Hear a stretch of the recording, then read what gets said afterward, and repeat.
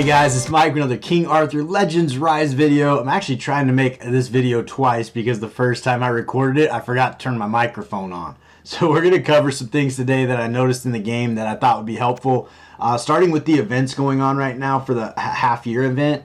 One thing that I want to make mention is several of the events throughout the days seem like they're expecting you to take multiple days to complete them. So if you're waiting till the last minute to get those last days in, probably not a good strategy. On the 7th day, you have to clear the sealed temple 12 times, which obviously you can't do in one day. Every other day I have been able to do it in a single day, but some of the tasks were pretty extreme. Like clearing Hall of Conquerors 10 times, kind of excessive. Those runs can take 5-10 minutes sometimes. So 10 of those can take you a good hour or so. On day 5, there was this obtain, I thought it was 200 crystals. It might have changed maybe. And there I just went through some of the achievements I could do in Forbidden Dungeon and challenges and stuff like that to get as many crystals as I could. Kind of got going on it and I did 500. But I'm pretty confident that was bigger when I hit it. Purchasing 10 items in the equipment shop. I mean, it may be several days before you actually find 10 items in the equipment shop you want to buy, but you can buy, I think one of everything will clear that in a single day. But that's just something there. Participate in arena 30 times, which I got to be honest, as far as if this were my game, I would not have any activities pushing players to the arena. Playing 30 times is it's a chore. This was probably the first time I was in King Arthur thinking, I really am not happy with this game right now. So just the arena, like, I don't know, something about what's going on in arena right now. It's not enjoyable. It's not fun.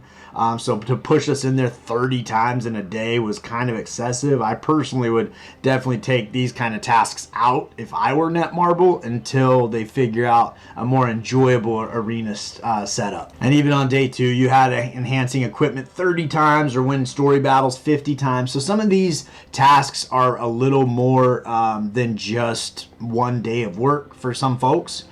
For me, I got all of them done except for this one, which was the sealed temple. But I actually spend a lot more time in the game than I expect most people to, and so that's kind of where I'm looking at that as going, you know, you might try to get ahead of this as opposed to waiting till the last minute. So I think you have a total of 14 days, so if every single one of these events took you 2 days, you'd still be able to progress and get through. And the 15 rewards down here, I honestly think that the value of these has stepped up in a pretty major way with the wish system, unless you do have your account completely maxed out. Then there's not really a huge value here. But for the rest of the folks that don't have that going on, the 15 rate up summons it's a good, or not rate up, special summons, it's a good reward because we can get one of those 4 heroes we're looking for. That being said, as far as all the events in the game, I pretty much knocked them all out in the first day or two. So for the last little bit, I haven't really been doing anything. We are getting an update, the mid manor update coming in this evening. Hopefully I'll get this video out before it launches, but if not, it launched shortly before.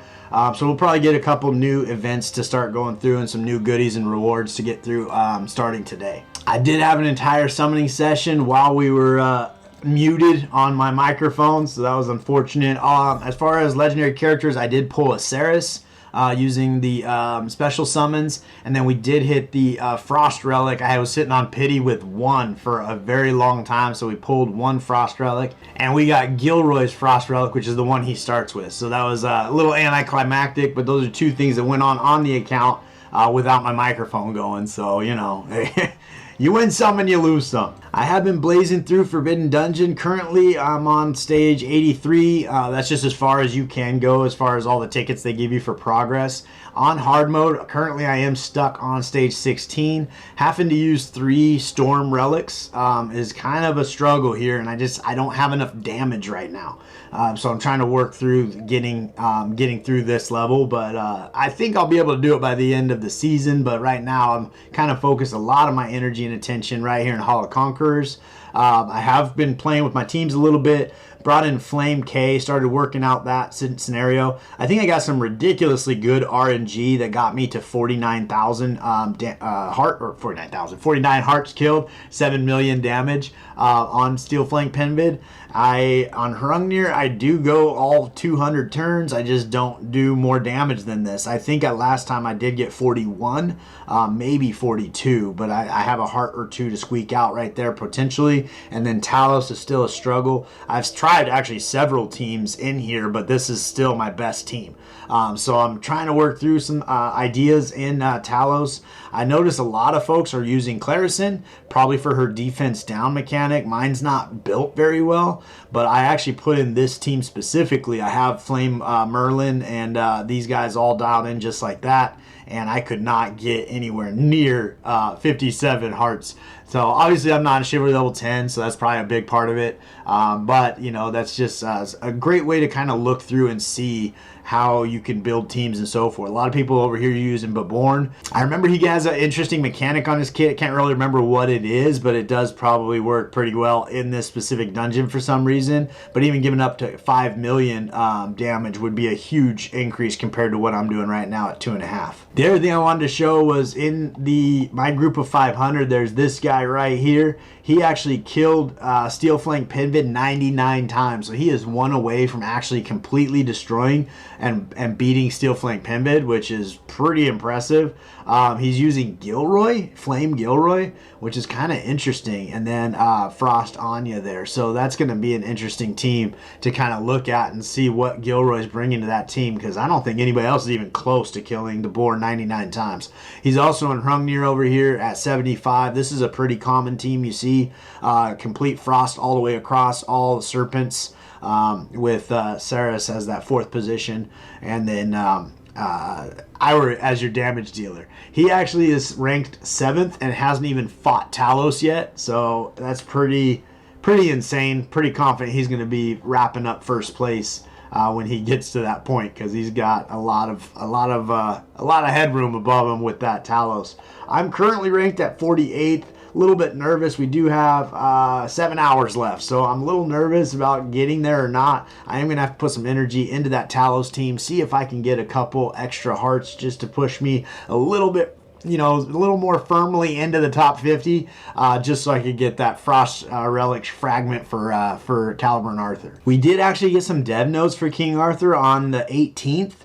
Which I think is a great situation they got going on here. That was 4 days after. I think the upgrade was actually on the 13th. I think they might have updated these dev notes the day after. But yeah, so I mean, it's a week later. We got some communication, which is great. Before that, it was 2 weeks, more than 2 weeks, and then before that, it was an entire month. So I think like a weekly communication, probably right before the patch happens, because we get a patch every week. Every week we either get new events or a new banner or both. The new banners come in every 2 weeks, but in between we get that half week patch. So with that in mind, I think communicating the day before that patch drops, or maybe 2 days before that patch drops, I think would be a great thing just to get in the habit of. It'd be one update per week, which I don't think is too much to ask for. But you know, it just kind of depends on what's going on in the game. In these dev notes, they did release kind of a silhouette teaser reveal, which I think is great. Like, you know, something to get us talking about some stuff.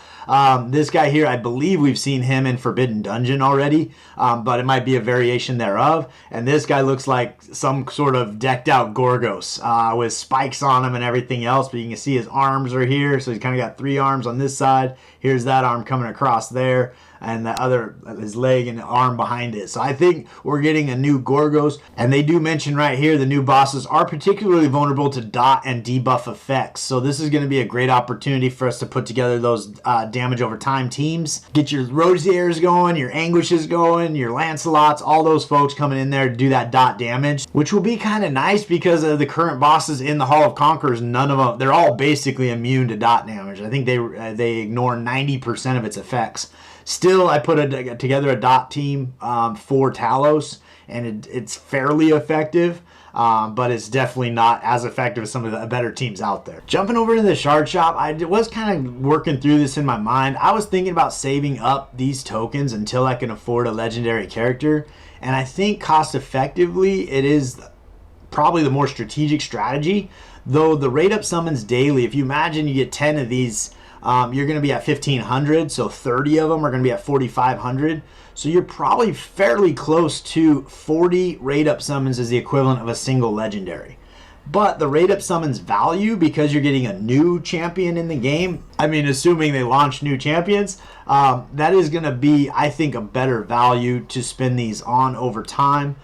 Plus you get to summon them, which is kind of fun. But there will be that opportunity where that, you know, that specific chivalry you're looking for is right here, and you would be able to pick it up. But I think if you bought those every single day, you're probably going to deplenish this resource faster than you can accumulate 5,200. But I think for in-game account, definitely worth that purchase. And I think probably, unless you're going after a specific champion, like if you're trying to get your Nika to Chivalry level 8, that might be a good time to try to find her in here or save up. But even still, she might be part of the rate up summons as one of the 4th characters that you can pull. So that still might have value there. As far as these guys here, I think it's a great thing they're in the game. But I do think this is kind of geared a little more towards in-game folks. If you got 10 of these, that's half of what you need for a chivalry. That's the same price as buying one of these. So when you have multiple people you're working on, it probably makes sense to go ahead and save up the 5,200 because you're getting these folks at half price. But if you want to max out brand new characters coming in the game right away, this would be where you spend it and get those chivalry stones or the mastery memory stones to level up your characters. So I'm kind of at the cusp here because there's a lot of champions I don't have at a chivalry level that I want them. So in that space, I probably won't be buying these every day. The rate up summons are probably more important to me, and seeing how I'm going to deplenish those resources every day, I'll probably just go with the rate up summons and see how I do. So get a sneak peek at my previous summoning session that we did in the game. It was all of this plus a Ceres is pretty much what we got, and I went in and got my first chivalry on Ceres. But we're gonna go ahead and select these guys, get them sold through, and we have I think we're down to four champions, 4 rare champions that are not on Chivalry level 10. We've got Anguish, we've got Sarah, we've got Isolde, and Ralph. So those 4 champions are the ones we're looking for as far as getting those chivalries all the way up. I think Ralph's only on Chivalry level 7 or 8. The other 2 the other 3 are all on Chivalry level 9. So we'll go ahead and we're gonna pull a quick 20 summons here. We're 56 away from pity. On this here, I've actually been going through those challenges and the achievements, and just everywhere it'll tell you need to use this character with this relic on this stage of Aldry, and you just go in and do it, and you just kind of walk through those things. But I stacked up probably 5,000 rubies or crystals doing that, which, and it didn't take too much time. It was actually a little bit engaging as far, hey, we don't even have to go to pity. That's awesome.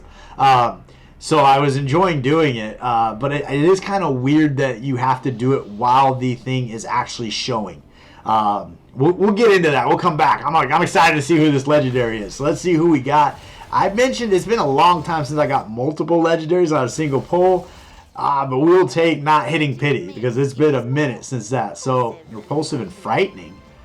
We got ourselves a Brennan. When I saw his hand, I thought it was Gilroy. I was like, he's not even on my wish list. How did I get a Gilroy?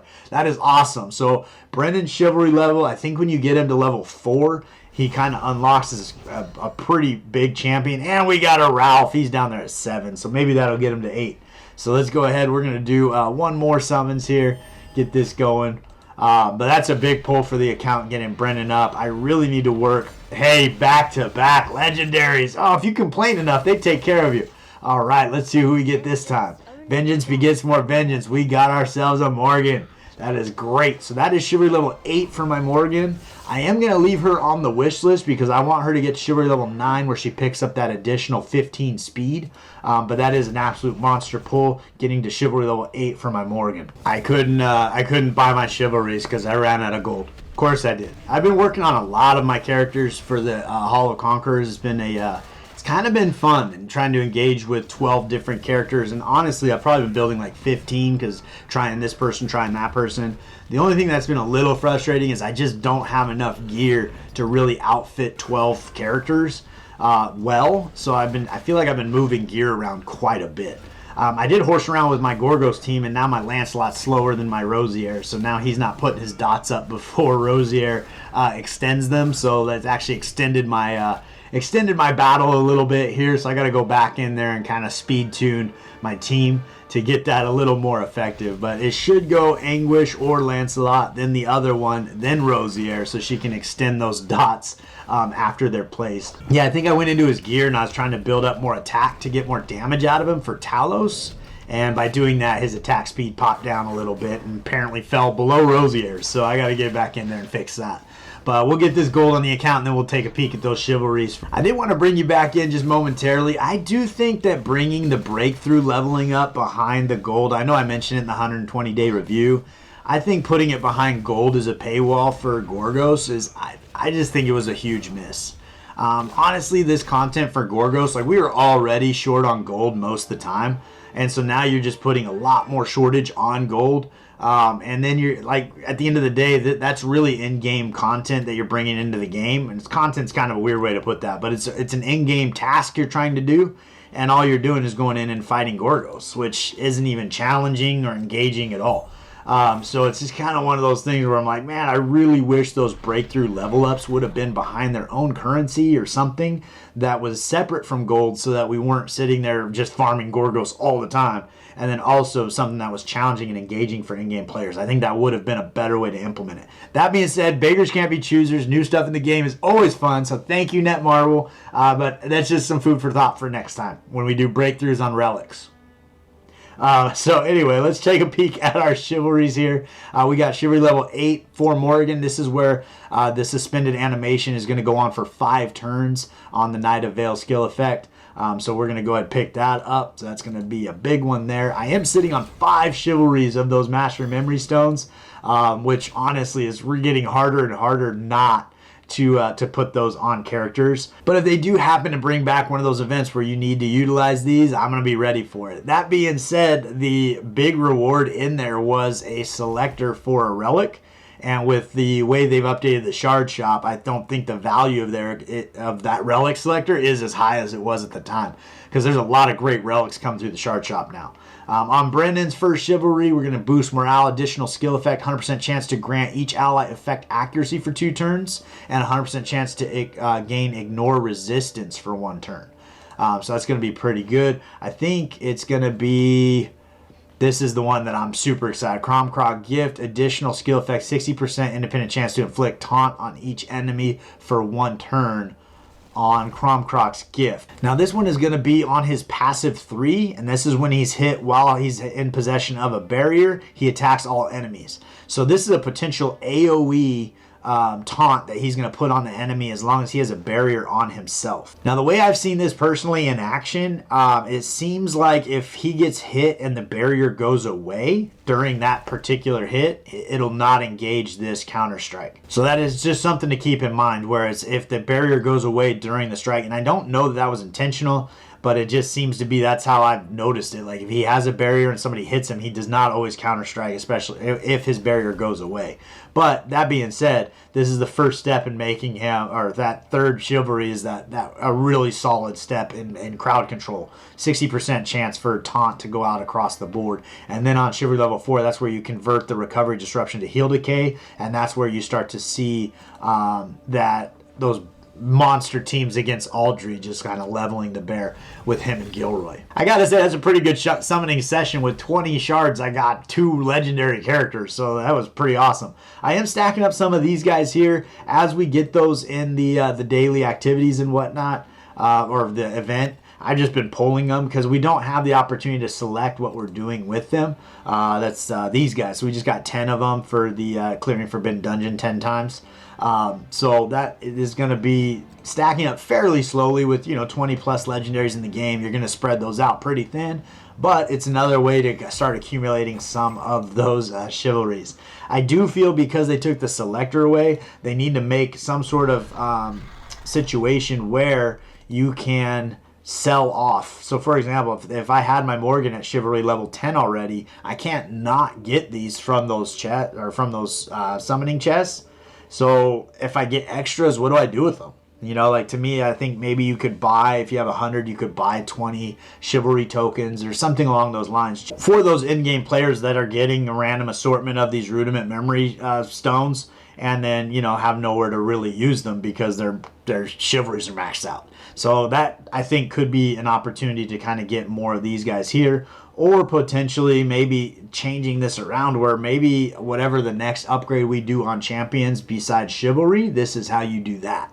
As opposed to the Mastery Memory Stones, because these kind of overlap a little bit as far as what they're doing in the game. But I think that's about what I got for you today. I'm going to jump over into Talos, see if I can get a couple more hearts knocked out and press the account along in that space. I appreciate you guys hanging out with me all the way to the end. If you are looking for a clan, please come join us over at MikeGoG. We're looking to put together 25 active players in the game. We'd love to have you. Outside of that, I've been having a great time in the game, and I look forward to seeing you next time.